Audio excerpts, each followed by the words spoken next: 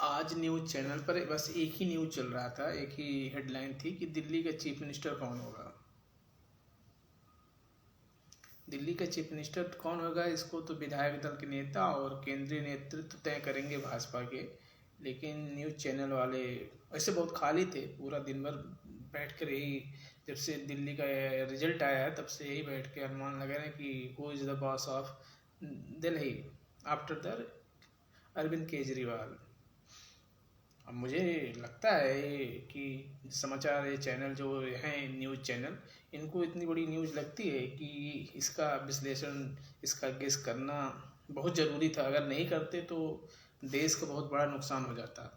अगर ये सब नहीं गेस करते कि परवेश सिंह वर्मा होंगे या मनोज तिवारी होंगे या स्मृति ईरानी होंगी या कोई और होगा, रेखा गुप्ता का भी नाम चल रहा है, अगर ये सब बैठकर जो इतने बड़े बड़े धुरंधर टीवी पे बैठकर अगर अनुमान नहीं लगाते तो देश का कितना बड़ा, दिल्ली वालों को कितना बड़ा नुकसान हो जाता। दिल्ली वाले तो खाने भी ना मर जाते, यमुना साफ ही ना होती। तो यार दिल्ली का सीएम वही होगा जिसको विधायक दल और मोदी जी, अमित शाह जी चुनेंगे। अब मुझे लगता है कि मोदी जी और अमित शाह जी रिंकिया के पापा को तो नहीं चुनेंगे।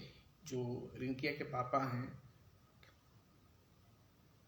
उनको तो दिल्ली का चीफ मिनिस्टर नहीं बनाना चाहिए, क्योंकि दिल्ली भारत की राजधानी भी है। तो उसका जो चीफ मिनिस्टर हो, स्मार्ट हो, प्रशासनिक अनुभव उसको पास है, बोलने की कला हो, उसको टेक्नोलॉजी भी समझ आए, उसको मतलब हर चीज़ में अपडेटेड रहे। तो क्या परवेश सिंह वर्मा हो सकते हैं? उनके खिलाफ एक ही बात है कि वो एक्स चीफ मिनिस्टर के बेटे हैं। तो हो सकता है कि अगर उनको चीफ मिनिस्टर बनाया जाए तो और पार्टियां आरोप लगाएं परिवारवाद का, तो उनके खिलाफ यही फैक्टर जा रहा है। लेकिन उन्होंने अरविंद केजरीवाल जी को नई दिल्ली से हराया, तो प्रबल संभावना अभी प्रबल दावेदार हैं। लेकिन कौन होगा ये इससे मुझे बहुत फर्क नहीं पड़ता। जो भी हो, जैसे मैंने कहा कि उसको प्रशासनिक अनुभव होना चाहिए। किसी भी चीफ मिनिस्टर को सबसे ज़्यादा उसकी क्वालिटी हो कि वो उसके पास एडमिनिस्ट्रेटिव स्किल होनी चाहिए। नहीं पता लगा कि वो ब्यूरोक्रेट कुछ समझा रहे हैं, उनको समझे नहीं आ रहा है, या वो ब्यूरोक्रेट से कुछ कहना चाह रहे हैं, वो ब्यूरोक्रेट उनकी बात ना समझ पा रहे हों। तो जो दोनों में तारतम्य नहीं होता, दोनों में अंडरस्टैंडिंग नहीं होती, उसकी वजह से जनता सफ़र करती है। तो किसी भी राज्य का अगर चीफ मिनिस्टर बनाया जाए, चाहे वो भजन लाल हो, चाहे मोहन लाल हो, चाहे योगी आदित्यनाथ जी हों, चाहे दिल्ली हो, चाहे मनोहर लाल खट्टर हों, चाहे रघुवर दास हों, जो भी बने, उनको एडमिनिस्ट्रेटिव अप्रोच स्किल होनी चाहिए, जैसे हमारे योगी जी को है। आखिर अच्छा तालमेल रहा तभी तो उत्तर प्रदेश विकास की राह पर आगे बढ़ रहा है। तो इसी तरीके से जो भी चीफ मिनिस्टर बने उसको बहुत सारी चीज़ों का ज्ञान होना चाहिए। सिर्फ ये ना आए कि बस वो बड़े नेताओं का चरण वंदना करने में माहिर हो। अगर ऐसे लोग हैं, अब मुझे नहीं लगता है कि स्मृति ईरानी भी बन सकती हैं। हो सकता है कि भाई राजनीति में और बीजेपी की जो है वो चौंका देता है। ऐसे ऐसे लोगों को चीफ मिनिस्टर बना देते हैं जिनका आप अनुमान भी नहीं लगा सकते।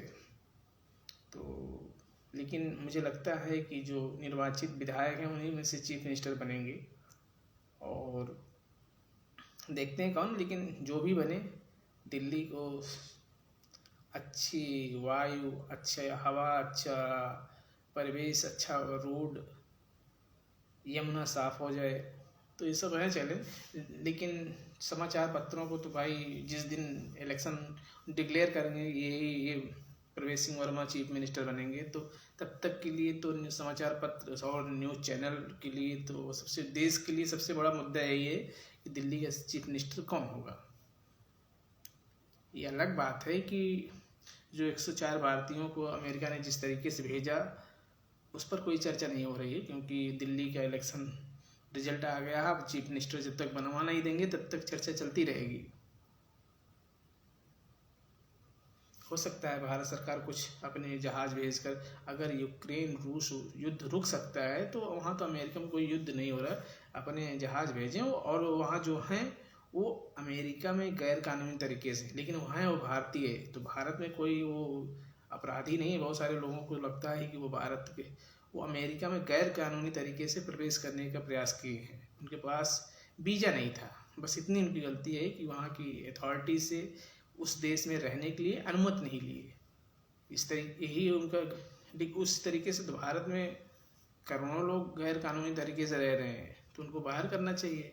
लेकिन जो वहाँ हैं उनको लाने के लिए प्रयास करना चाहिए, और इसका भी विश्लेषण समाचार और न्यूज़ चैनल में होना चाहिए। लेकिन देखिए, जब तक दिल्ली का चीफ मिनिस्टर बन नहीं जाएंगे तब तक हमारे जो मीडिया चैनल हैं तो कहीं खाना खा लेते हैं, चाय पी लेते हैं, दिन अपना रूटीन काम कर लेते हैं, नहीं तो दिन रात जब तक एक पैर पर खड़े होकर तपस्या कर रहे हैं सब। दिल्ली की जनता ने अपना मत दिया तो चीफ मिनिस्टर वही वहाँ की जो विधायक दल के नेता चुनेंगे। प्रोसीजर तो यही है, लेकिन हमारे कुछ तो मीडिया चैनल ऐसे हैं कि एक पैर पे खड़े होकर चीफ मिनिस्टर बना रहे हैं।